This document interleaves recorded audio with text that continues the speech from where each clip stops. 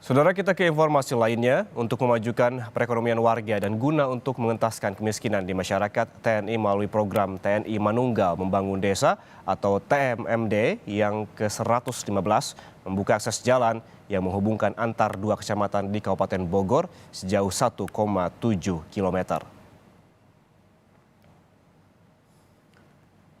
Saudara, ini adalah pantauan udara akses jalan yang baru dibuka TNI melalui program TMMD.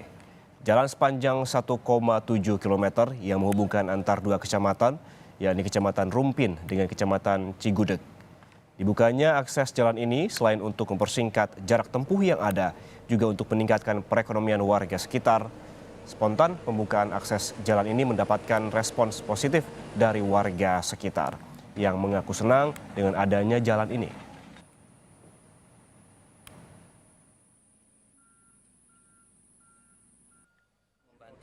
Juga yang jelas kita harus cepat dengan capaian progres masing-masing program yang ada di pemerintah.